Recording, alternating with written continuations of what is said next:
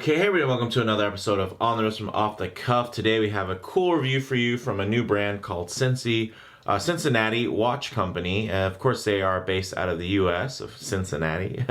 And basically, they're a brand that's offering quality crafted watches inspired by Cincinnati, the city that they love. And one of the cool touches that they have as far as a brand go is that a portion of the sale of every watch produced always benefits some type of valuable local Cincinnati institution, which I think is really cool and does add some brand depth. Now, as far as this type of watch, it is, of course, a pilot's watch. And really some key common characteristics and design language when you're looking for a pilot's watch, you're going to want something that really has that balance of legibility and functionality. This is the P-40M, and it is a mechanical watch. And essentially, it is a classic onion crown pilot's watch with a little bit of a modern twist. And it's basically was produced in honor of the Oshkosh Grand Champion P-40M restoration. Now, when I say Grand Champion, yeah, it's like a whole nother level of restoration. So if you think when somebody restores a car and they do these rotisserie style restorations, that's impressive. I mean, these guys down to the nut and bolt, the fasteners, hardware, everything, fuel lines. I mean, it's just really to a spectacular level. So it's really cool to kind of have something like this as a mechanical timepiece be made to commemorate something at that level, because I think there is definitely a lot of parallels there when it comes to attention to detail. So this was created in partnership with the Tri-State Warbird Museum, and basically a proportion of the sales do go to that restoration and preservation of World War II aircraft. Now let's go ahead and actually take a closer look. Okay, now as you can see, there's actually a good bit of kit here. Now, as far as what comes with the watch, everything except for this pen is actually an option, but everything else is included. So actually, let's quickly, before we jump into the watch, talk about the aircraft that actually inspired it. Now, this is a cool little die-cast model of the P-40M that comes with it, and I gotta say, this thing is just fun and really cool to look at, and it's just a nice piece that can really go, of course, does great on a desk and whatnot if you want to have this on display. So very, very cool from that aspect and that standpoint. I love the color combinations. Of course, I was in the Marine Corps for almost 10 years. I was actually in air defense, so studying aircraft was something that was definitely a big part of my enlistment. So this was really something that was cool that I could really appreciate, and just has all those really great classic design cues. Now, it actually does come with this very cool two-piece strap, also from Cincinnati. I believe Cincy Watch Works are the ones who actually produce this strap, so that's really cool. And it comes with it two-piece, quick release, really nice canvas strap there from that standpoint. And then the last kind of accessory here is this beautifully done pen, and essentially, now this is optional and it's about $119, but this is basically made by Opus. I don't even know if I'm going to pronounce this right. Opus Mesh. They make really high quality pens, and as you guys know from the channel, I'm more into kind of the EDC-able pens, but man, I appreciate high build quality, high form. Even from a writing perspective, this thing is just absolutely just fine-tuned. As you can see, just really beautiful action there. It's a little bit more in the back frame there that is wanting to come into focus, but this thing's gorgeous, and handcrafted, and really is cool. If you're into that, if you have some more kind of high-end pens, this could definitely be something again to kind of add to your little desk ornaments when it comes to displaying this watch, or just when you're wearing it and kind of wanting to have some type of memorabilia nearby. Now, to the watch itself, as you can see, it's quite a clear pilot's watch. It has a very tried and true kind of layout. You got the numerals, you have all the indexes, you're going to have, of course, the minutes and the hours. Really beautifully done. You even have that nice 24-hour scale on the inside of this multi-layer dial. I'm hugely impressed by this. And I think at first glance, a lot of you will think, oh, this reminds me a lot of a Hamilton khaki pilot. But it actually is a little bit, I'd say Hamilton khaki pilot meets Stoa Flieger. And I think that's a really awesome match to have. A lot of that has to do with these really great proportions. Now, when it comes to Hamilton aviation watches, a lot of the times you pretty much have options of large or small. There's not really that medium fit.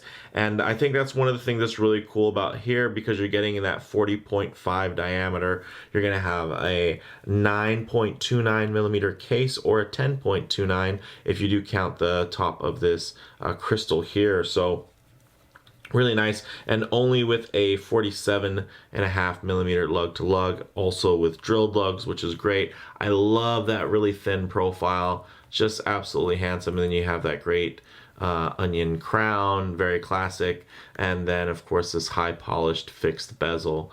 And man, this is just a gorgeous piece. I don't want to get too much of that reflection on there, but I want you guys to really see the depth that is in this dial. It is definitely impressive. I love the clean look. This thing is going to be an absolute strap monster.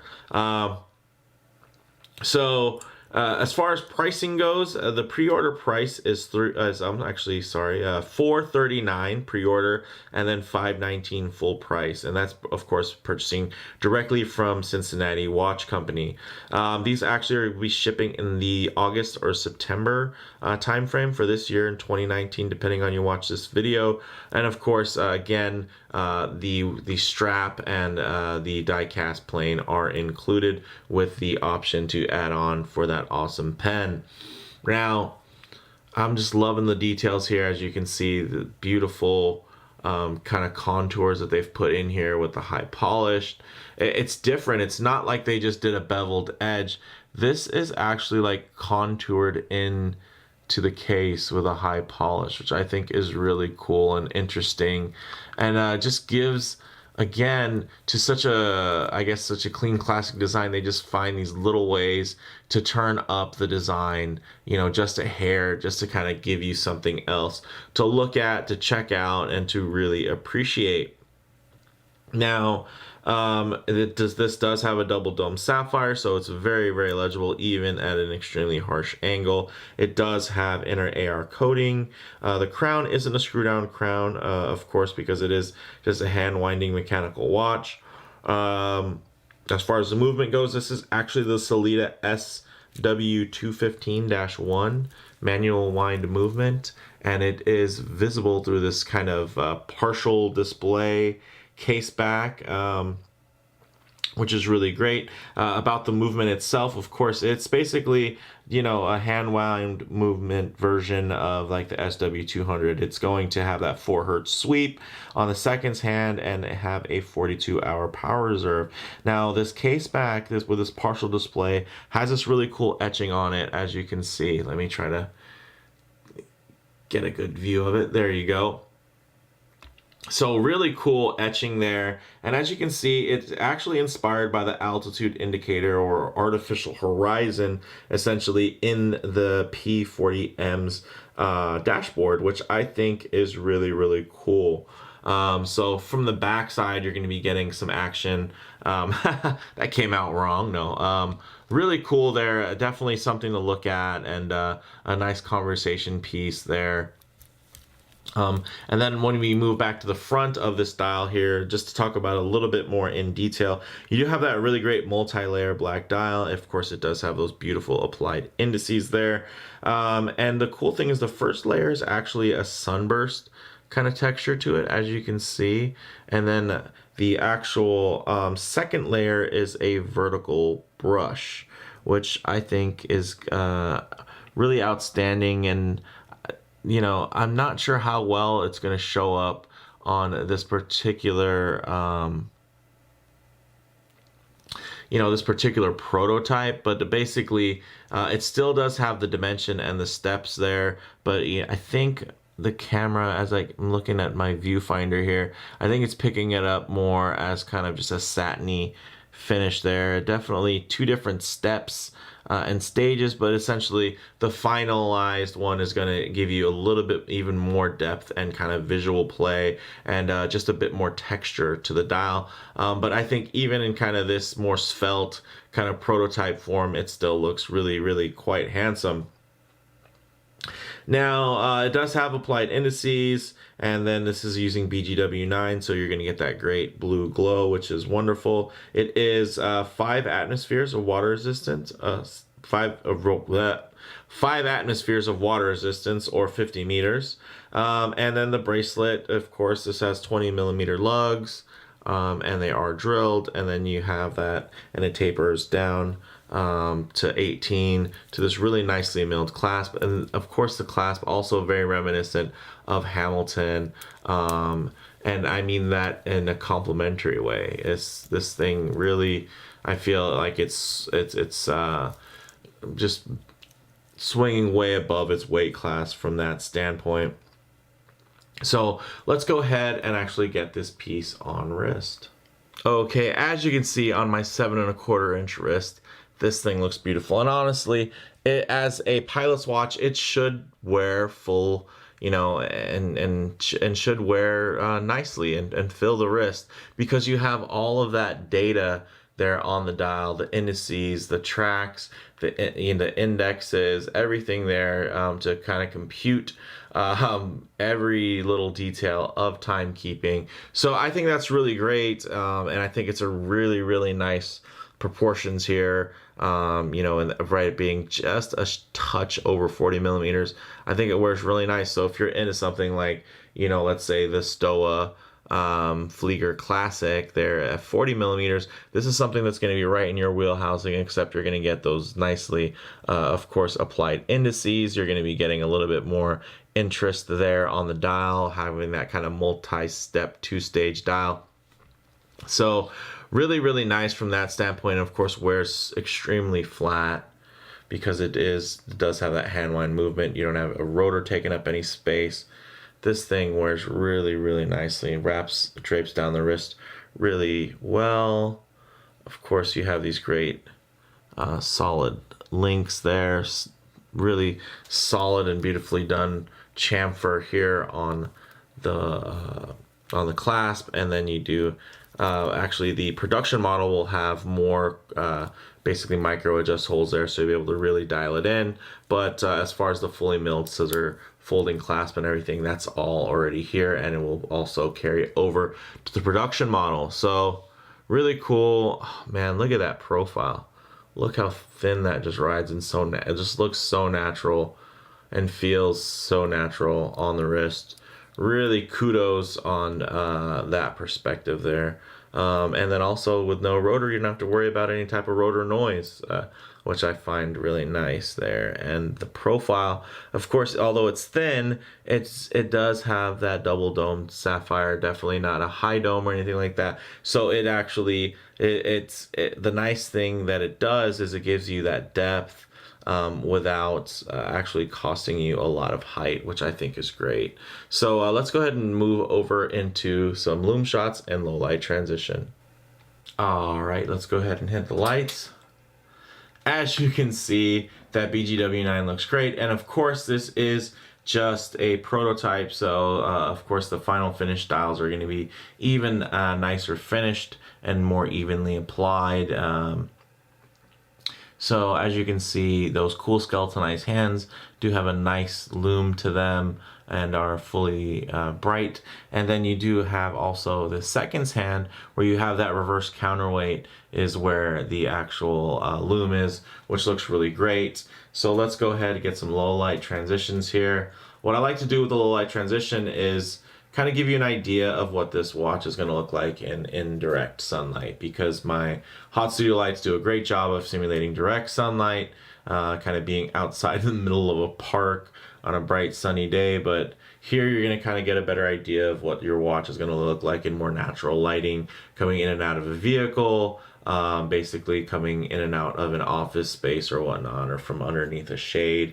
And a nice thing also that you get to see here is some of those details in the finishing of the metal there. You can see if something is very uniformly brushed because of the way the light will be on there.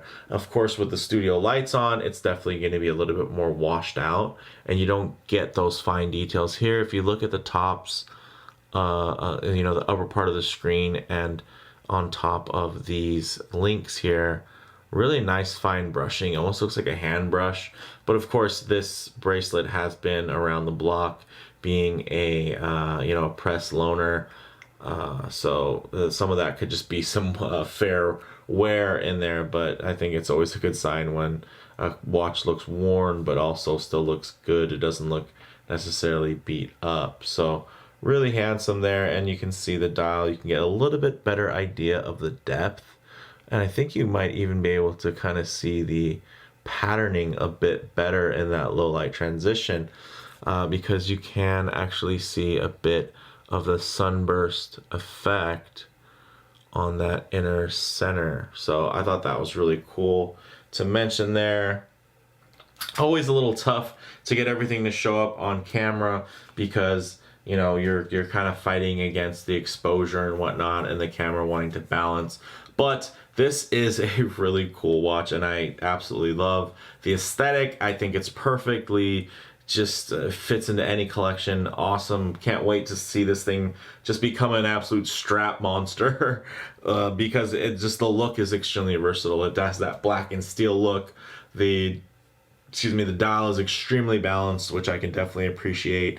Some closing thoughts would be on wrist. This thing wears very classic in that kind of sporty sweet spot, but it does have more of a modern aesthetic to it. Of course, model variations, you're not going to really have that for this type of watch. As far as comparable models go, I think earlier I did mention it's kind of like the Hamilton Khaki Pilot meets Stowe Flieger, and only in the best of ways. So that's quite a compliment, because both of those watches and lines just carry a lot of high recommendation and high praise, and I think this definitely slots right in there, right alongside.